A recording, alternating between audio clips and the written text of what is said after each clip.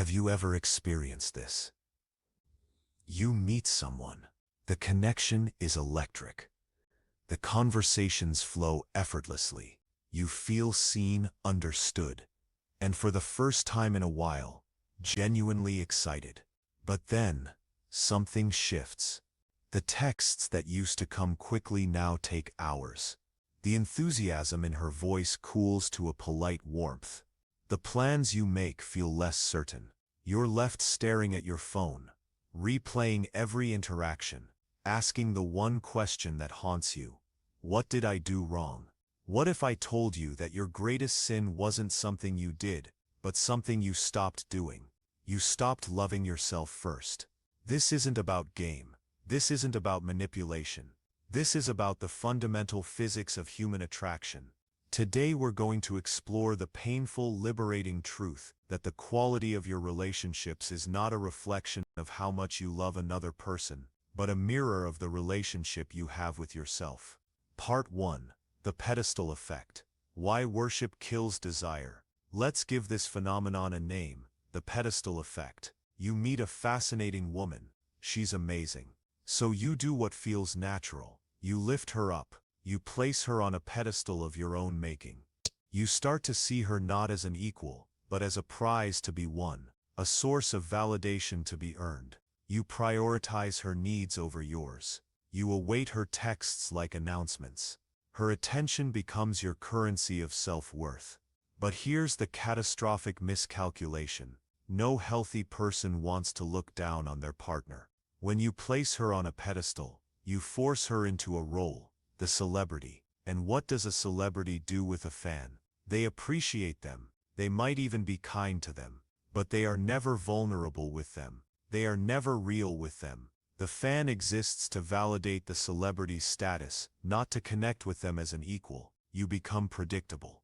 Your actions are no longer driven by your authentic self, but by a desperate script to please her. You cease to be a compelling, mysterious individual, and become a source of validation. And nothing kills romantic tension faster than the absence of mystery and the presence of desperation. Part 2. The Anatomy of Attraction. It's not what you think. We are taught that attraction is binary, that it's about looks, money, status. But that's a superficial lie. True, sustainable attraction is about energy and emotional state. It's not about what you provide for her. It's about who you become when you're with her. Do you become anxious seeking her approval? Or do you remain centered, grounded in your own value, allowing her the privilege of sharing your space? Think of it like this. You are the sun in your own solar system. When you are bright, warm, and secure in your own orbit, planets, people are naturally drawn to your gravity. They want to be near your light and warmth. But the moment you extinguish your own light, the moment you start orbiting her, you cease to be the sun.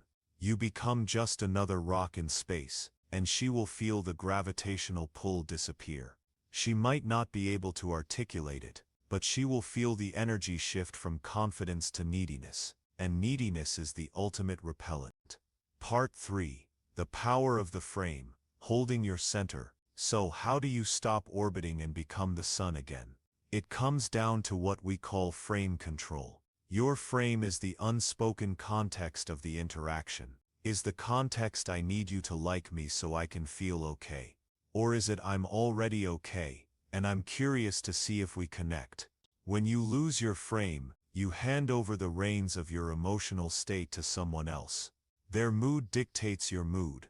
Their attention dictates your worth. Holding your frame means maintaining your inner stability, your values and your self-respect, regardless of her actions.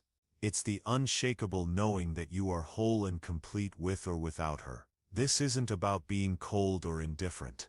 It's about being so secure in yourself that you can offer genuine connection without the silent contract of you must give me this in return. Part 4. The Path Back. Reclaiming your throne. The solution isn't to play games or to pretend to be busy. The solution is to do the real internal work of becoming a man who is too invested in his own mission to desperately invest in anyone else. Re-anchor your worth. Your value cannot be given or taken away by another person.